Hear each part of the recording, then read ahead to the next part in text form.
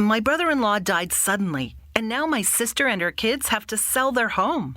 That's why I told my husband we could not put off getting life insurance any longer. An agent offered us a 10-year, $500,000 policy for nearly $50 a month. Then we called SelectQuote. SelectQuote found us identical coverage for only $19 a month, a savings of $369 a year. Whether you need a $500,000 policy or a $5 million policy, SelectQuote could save you more than 50% on term life insurance. For your free quote, go to SelectQuote.com. SelectQuote.com. That's SelectQuote.com. SelectQuote. We shop, you save. Full details on example policies at SelectQuote.com/commercials. With Lucky Land Slots, you can get lucky just about anywhere. Dearly beloved, we are gathered here today to... Has anyone seen the bride and groom? Sorry, we're here. We were getting lucky in the limo and we lost track of time. No, Lucky Land Casino, with cash prizes that add up quicker than a guest registry. In that case, I pronounce you lucky. Play for free at LuckyLandSlots.com. Daily bonuses are waiting. No purchase necessary. Void where prohibited by law. 18+. Terms and conditions apply. See website for details. Welcome to Pretty Lies and Alibis. Join us as we seek the truth and travel the long road to justice. What's going on, everybody? Welcome to another episode of Pretty Lies and Alibis. I'm Gigi Fruit Loop. What do you know? I know that I just got the best cookies I've ever eaten in my life in the mail yesterday. From who? From one of our listeners, Rolling in the Dough out of Arizona. Yes. I'm telling you, the best cookie I've ever eaten. Really? Yeah, and it was so cool. Let me go. Look, keep talking. I'm going to go grab it so you can see what it looks like.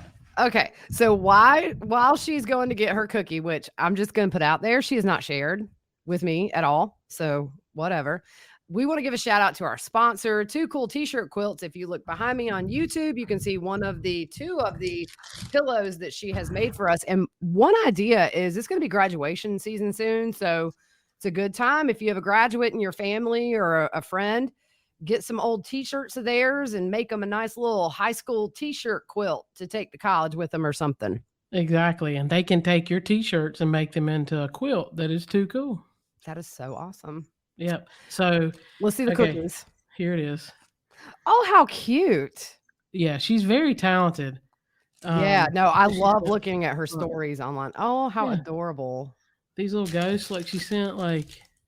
Wow. They're so good. That's great for Halloween. So can we talk about the mix up with the money? Okay, so that was funny. So she sent an invoice because I was like, I want to get it and, I'll pay for it. So she sent extra, which was cool. So she sent the invoice and was like, I went to pay it and it said paid. So I sent her a message and I said, it says I paid it. And she said, yeah, you paid it right off. And I was like, oh, maybe I was sleepwalking and paid a bill. I don't know. I still have my stamp on my hand from the concert last night. Okay, so here's the funny thing. About 2 months ago, I had told her I wanted one of her T-shirts. And she said, well, I don't have any right now, but I'll send you an invoice. Or I thought that message was from me or intended for me. So I got the invoice and I just immediately pay the money. And then, so the last couple of days I've been looking in the mailbox for a T-shirt and I was like, well, maybe it's taking a few extra days. And I found it's for your cookies.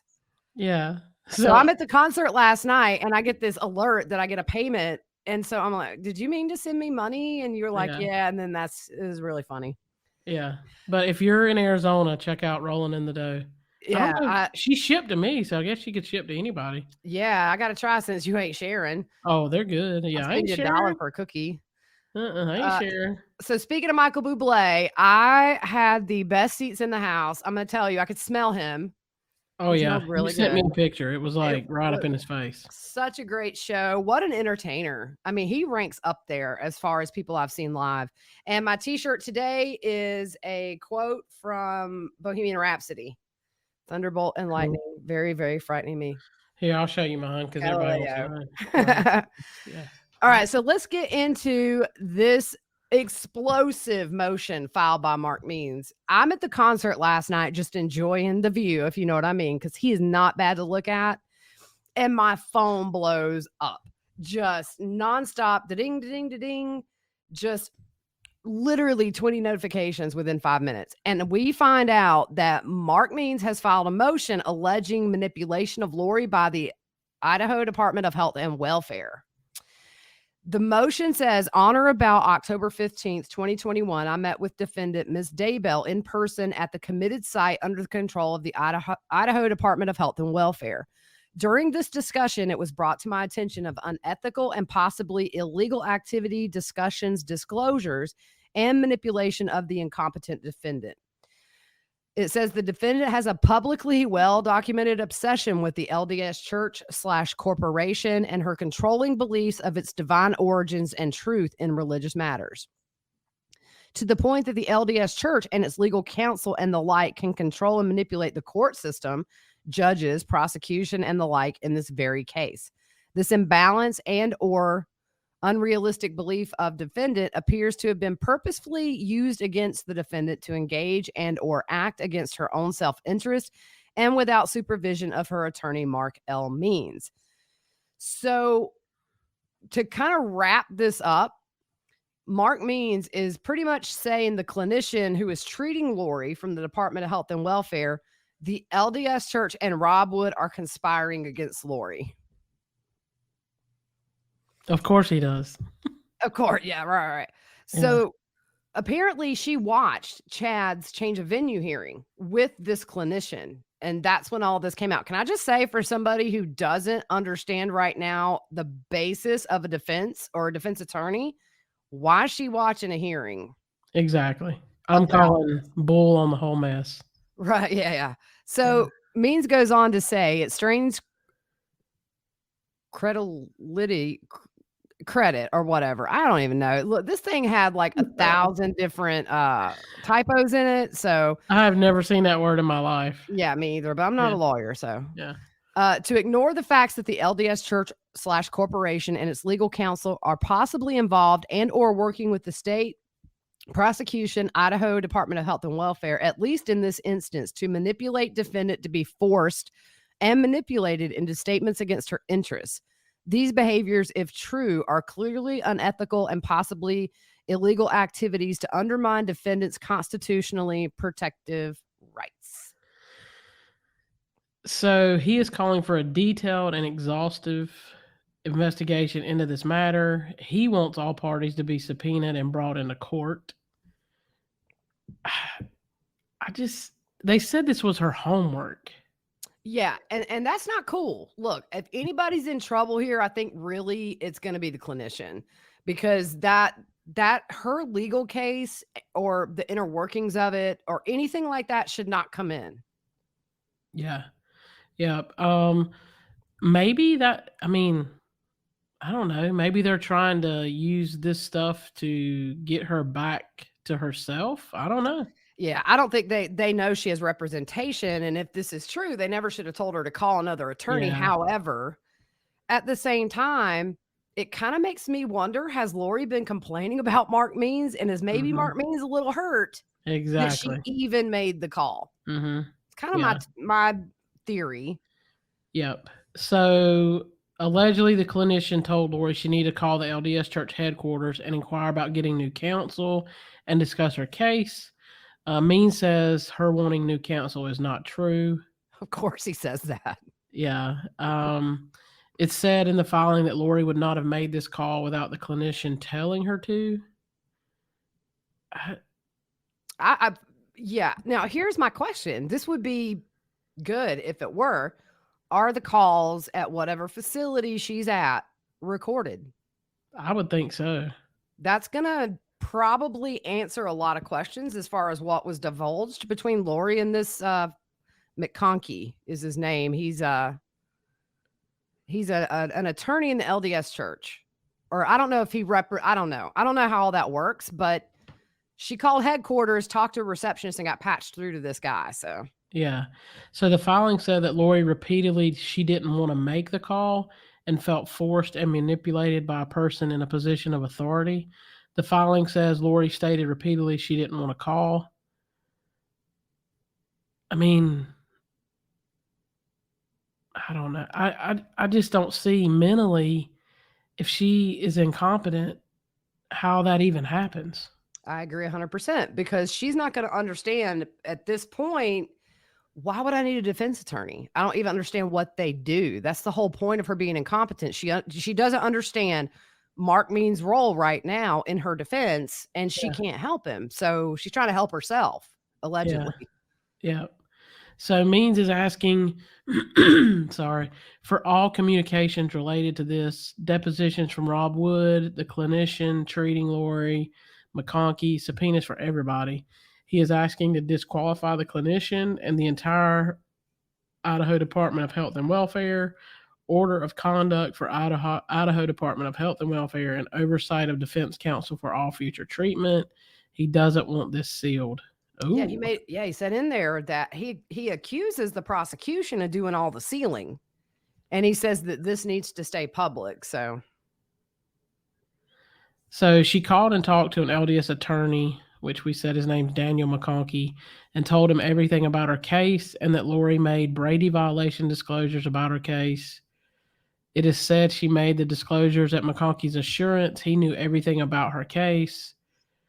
Otherwise, she wouldn't have revealed details to him. Okay, we know everything about her case has been brought forth. yeah, now whether or not she said something that is not public knowledge, that remains to be seen. But here's the thing, if she's incompetent, can he really trust what she's saying, just her? Exactly. Yeah, I don't know. So it says Lori would have made those statements without McConkey's assurances. He already knew every detail of her case, and the attorney never said there was a conflict of interest and didn't tell her to talk. Their talk was not covered by attorney-client privilege. Lori believes she would be protected by the rules of the spiritual world. Yeah, so the attorney said he would get back to her, but he didn't. And instead, he called Rob Wood's office, the prosecutor, to discuss the matter. And it says in here, disclose Lori's statements. So Rob Wood calls Archibald, actually. And according to this filing, only said Lori wanted a new attorney. So what Mark Means is insinuating in this is not only did this LDS lawyer say she wants a new attorney, but according to Means, told Rob Wood everything that Lori said. It's not a Brady violation is when the prosecutor knows something that is exculpatory. Y'all, I need a nap. But something that would point to her being innocent. So, I mean, we don't know what was said over the phone, but it seems to me like, I mean, I don't see where she would have said something to him as far as, oh, this is why I'm innocent. Maybe she did, but that's what he's calling it in there as a Brady violation. So if you're incompetent right now, how do you even know what all you did? Like, right, exactly. So on Court TV, they had a little panel up real quick. They had a prosecutor who essentially said he wasn't worried about this, that this wasn't a Brady violation. And the clinician is the one who, if anybody's really going to be in trouble, it's going to be that clinician. And the prosecutors on the panel said the state should not be communicating with somebody who's represented, obviously. So for the defense side, they had Kirk Nurmi, who was Jodi Arias' former defense attorney, on there. And he disagreed with the prosecutor on that panel, saying that if she revealed facts about the murders to this attorney, who then told Rob Wood, he says that could be a Brady violation.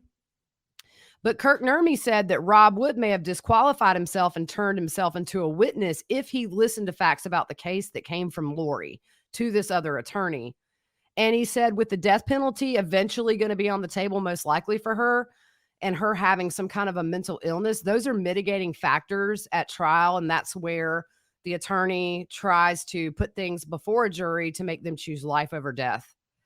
And he says that that could affect her right to fight for her life if the death penalty is in fact put on the table, which we all think is coming. Yeah. I don't know. You would think there should have been an officer.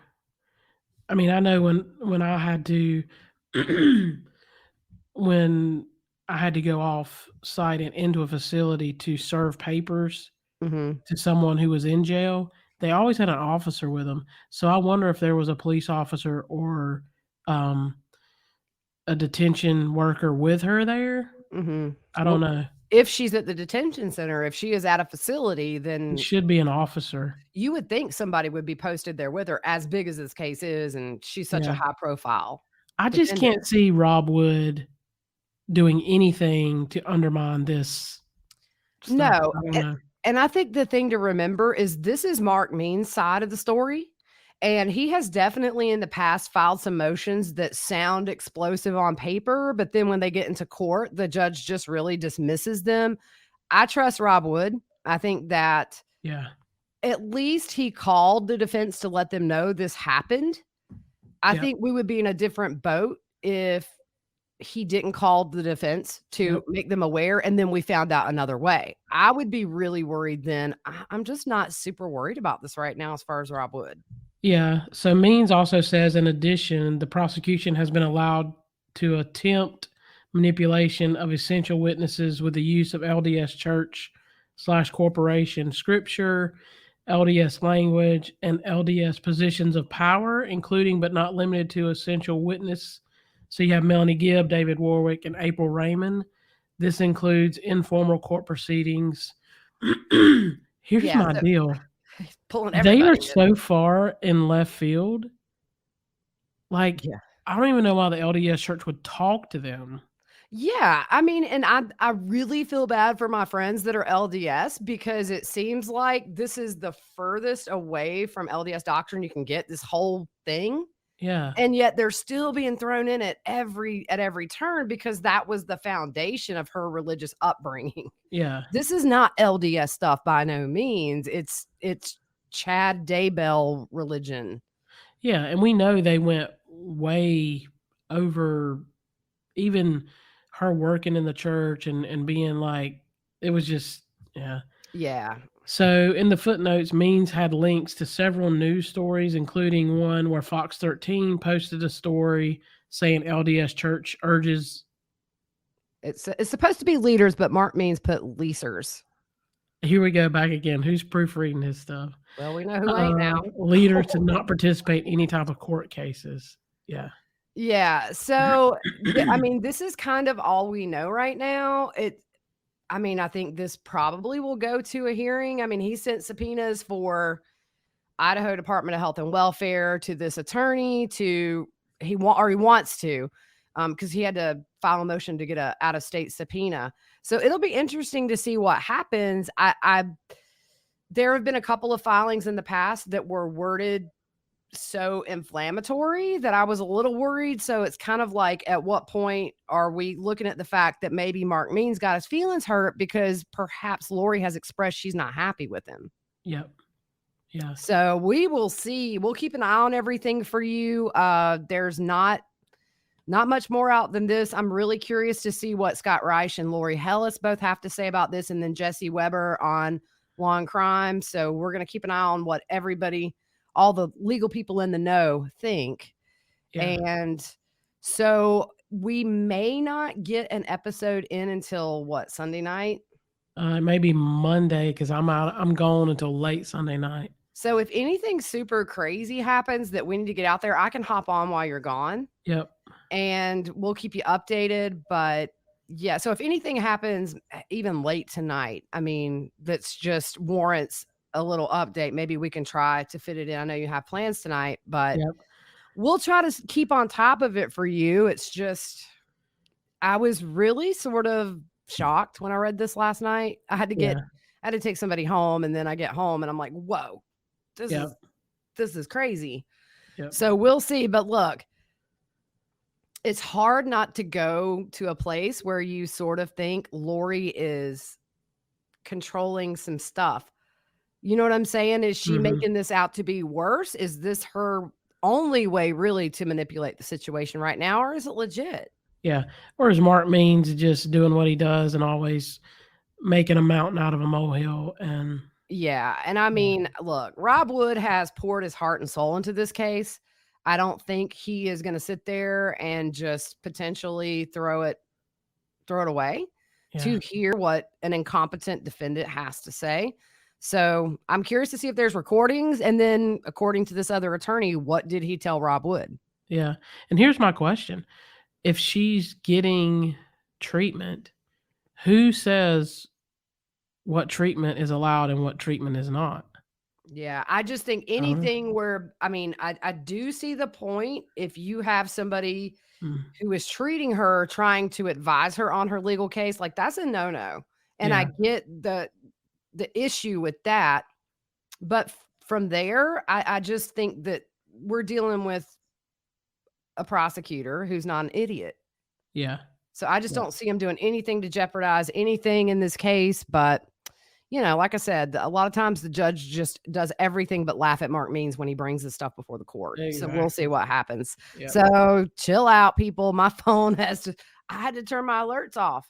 Yeah. It was like, bing, bing, bing. Yep. So we will stay on top of it. You guys have a good afternoon. It's rainy here. It's chilly. I'm going to take a nap. Yeah. I'm heading to Birmingham. So if you know any cool places, I know Saul's. I Saul's know. in Birmingham. I'm going, but I'm going to shoot you some money. You got to bring me some barbecue sauce back. yeah. I'll It's Venmo really you good. some money. So anything y'all know around Birmingham near there that's fun to do or whatever, let me know. Yeah, I'm just going to be binging some TV shows this weekend. I got to catch up. Yep. All right, guys. Have a good afternoon. We'll talk to you soon.